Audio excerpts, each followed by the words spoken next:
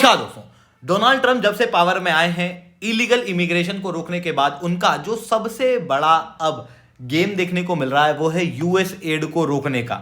US add की already funding freeze की जा चुकी है और इवन इनके जितने भी स्टाफ हैं उन सबको लीव पे भेजा जा चुका है। जो दूसरी कंट्री के अंदर काम कर रहे स्टाफ्स हैं उनको वापस बुला लिया गया है और माना जा रहा है कि यूएस एड को पूरी तरीके से बंद कर दिया जाएगा। अब बेसिकली अगर मैं यूएस एड की बात करूं तो ये क्लेम करती है कि ये ग्लोबल लेवल पे ह्यूमैनिटेरियन एड देने का काम करती है, बट एक्चुअल में इसका असली चेहरा कुछ और है। यूएस एड ग्लोबल लेवल पे एक्सट्रीमिस्ट ऑर्गेनाइजेशन को भी फंड करती है। इवन ऐसी ऑर्गेनाइजेशन जिसने भारत के अंदर 26/11 के अटैक किए उनको भी फंड करने का काम उस समय पर यूएस एड द्वारा किया गया था। यूएस एड कई सारी कंट्रियों के अंदर मेडलिंग करने का प्रयास भी करती है और इवन इंडिया के अंदर भी इस तरीके की कई सारी एक्टिविटी यूएस एड द्वारा ऑलरेडी की जा चुकी है।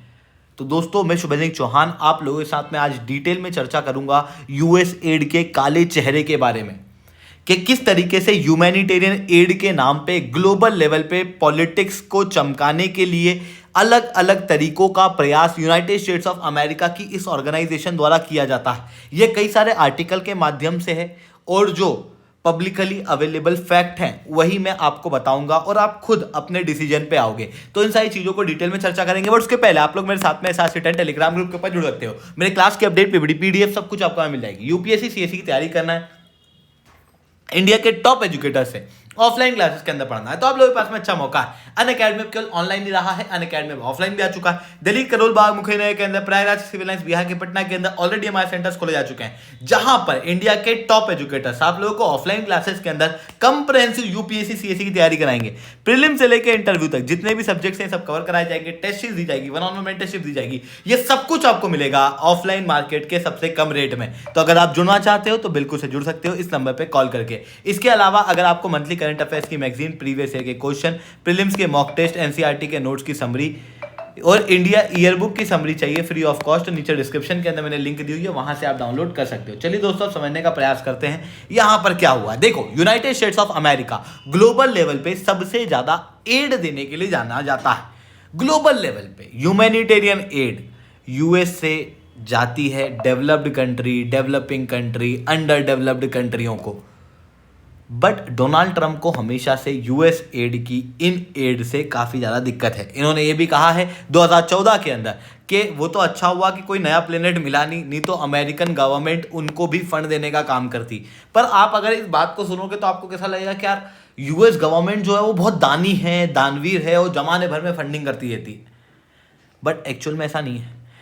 यूएस गवर्नमेंट की जो फंडिंग्स हैं वो एक्सट्रीमिस्ट और मेडलिंग करने के लिए काम आती है। ये फंडिंग ह्यूमैनिटेरियन कम होते हुए पॉलिटिकल ज़्यादा दिखाई देती है और ये even United states of America के प्रेसिडेंट डोनाल्ड ट्रंप ने पब्लिकली कहा है कि यूएस एड रन की जाती है रेडिकल लूनेटिक्स के द्वारा। इसका एक बहुत अच्छा एग्जाम्पल है भारत के अंदर जो 26/11 का अटैक हुआ, एक खतरनाक अटैक जिसने पूरे देश को हिला के रख दिया, जहां पर लश्कर ताइबा के कुछ आतंकवादी लोग मुंबई में घुस आए, सीरीज ऑफ अटैक किए गए, 170 लोग मारे गए, 300 से ज़्यादा इंजर्ड हुए। इवन ये मृतकों के अंदर 6 यूनाइटेड स्टेट्स ऑफ अमेरिका के लोग भी थे। इस अटैक के पीछे जो मेन जिम्मेदार था वो था लश्कर ताइबा नाम की आतंकवादी संगठन जिसे चलाता था हफीज़ सैयद। हफीज़ सैयद की एक और ऑर्गेनाइजेशन है फलाह ए इंसानियत फाउंडेशन, जो कि फंड करती है लश्कर ताइबा को ग्लोबल लेवल से फंडिंग लाके। अब अगर आप यहाँ पर एक नाम पढ़ रहे होगे हफीज़ सैयद, तो हफीज़ सैयद जो है वो यूनाइटेड नेशन का डेजिग्नेटेड टेररिस्ट है और मुंबई अटैक के पीछे का मास्टरमाइंड है और यही लीडर है लश्कर ताइबा का भी और फलाह ए इंसानियत फाउंडेशन का भी। यानी कि डायरेक्ट लिंक इन दोनों ऑर्गेनाइजेशन के बीच में देखने को मिलते हैं। यूएस एड के चीफ 2008 में ये अटैक हुआ और 2010 के अंदर फलाह ए इंसानियत फाउंडेशन से मिलने जाते हैं।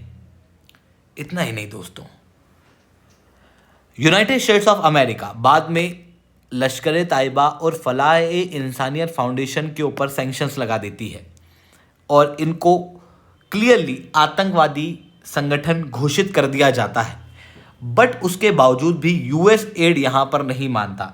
देखो, लश्कर ताइबा और फलाह ए फाउंडेशन के अलावा हफीज़ सैयद और भी कई सारी जगहों पर अपने लिंक बनाए हुए हैं। आपने ये जरूर सुनी होगी द नाइट मैनेजर करके एक आई थी वेब सीरीज, जहां पर अनिल कपूर ग्लोबल लेवल पे तो अपनी इमेज दिखाता है कि भाई मैं तो बहुत एड देता हूं, मैं तो लोगों को बहुत पैसा देता हूं। दूसरी तरफ यही ग्लोबल लेवल की वॉर को सपोर्ट करता है, हथियार सप्लाई करता है। इस तरीके की एक्टिविटी दिखाई गई थी अनिल कपूर की। ठीक इसी तरीके की activity United states of America की एक और ऑर्गेनाइजेशन की भी देखने को मिलती है, helping hand for relief and development, जो कि मिशिगन बेस्ड एक चैरिटी ऑर्गेनाइजेशन है। यह ऑर्गेनाइजेशन के ऊपर डायरेक्ट आरोप हैं कि इन्होंने फलाह ए इंसानियत को फंड किया है। और इवन फलाह ए इंसानियत नाम की जो फाउंडेशन है, ये कई सारे इवेंट ऑर्गेनाइज करती है एचएचआरडी के पाकिस्तान के अंदर, जो दिखाता है कि फलाह ए इंसानियत और एचएचआरडी के भी डायरेक्ट लिंक है। यूनाइटेड स्टेट्स ऑफ अमेरिका की यूएस एड एक तरफ तो भारत के अंदर अटैक होने के बाद फलाह ए इंसानियत के टॉप लीडरशिप से मिलती है 2010 में, दूसरी तरफ यही $110,000 की फंडिंग प्रोवाइड करती है एचएचआरडी को, जिसके डायरेक्ट लिंक आतंकवादी संगठन से देखने को मिलते हैं, जो कि भारत के अंदर अटैक करने के लिए जिम्मेदार है। यानी कि यूएस एड कई सारी इलीगल और एक्सट्रीमिस्ट एक्टिविटी को फंड करती है। दूसरी तरफ यही यूएस एड के द्वारा ओसीसीआरपी को भी फंड किया जाता है।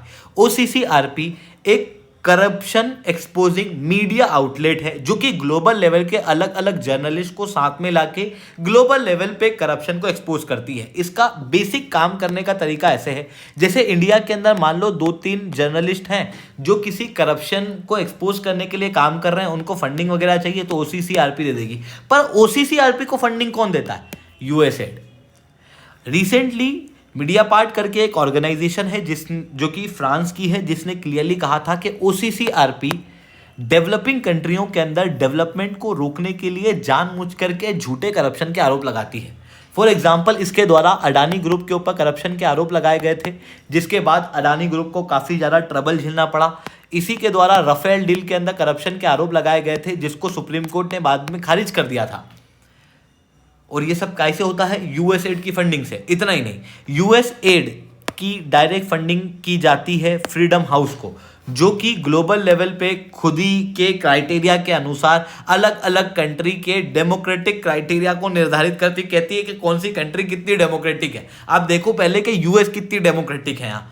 अब फ्रीडम हाउस जो कि अलग अलग कंट्रियों को डेमोक्रेसी के स्टेटस देती है, ये लगातार इंडिया की रेटिंग को गिराती जा रही है और यूएस एड इसको फंड करती जा रही है, जो कि क्लियरली दर्शाता है कि यूएस एड जो है वो एंटी इंडिया एक्टिविटी को फंड करती है। अगर आपको लग रहा होगा कि यूएस एड केवल इंडिया के साथ ही ऐसा कर रही है तो यूएस को ऐसा क्या मजा आ रहा है, ऐसा नहीं है।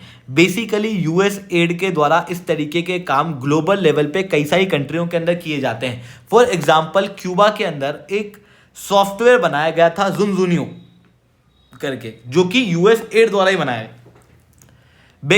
बेसिकली ये एक क्यूबन ट्विटर की तरह था, जहां पर इंफॉर्मेशन एक्सचेंज की जाती, गाने सुने जाते।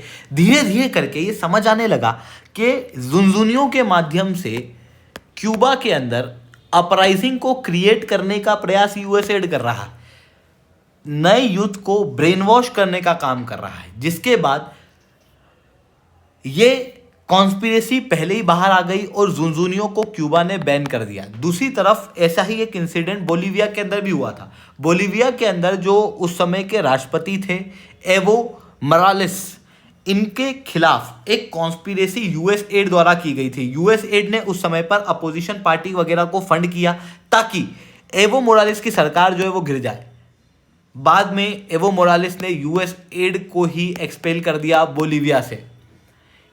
इस तरीके की एक्टिविटी यूएस एड द्वारा ग्लोबल लेवल पे कई सारी जगहों पर चलाई जाती है। अब आप कहोगे ग्लोबल लेवल पे यूएस एड इस तरीके की सिनिस्टर एक्टिविटी करता है तो फिर हमें इसकी जानकारी क्यों नहीं मिलती? जबकि चाइना डेप ट्रैप के अंदर बेल्ट एंड रोड इनिशिएटिव में अलग अलग कंट्रियों को फंसाता है, उसकी जानकारी तो हमको इजीली अवेलेबल है।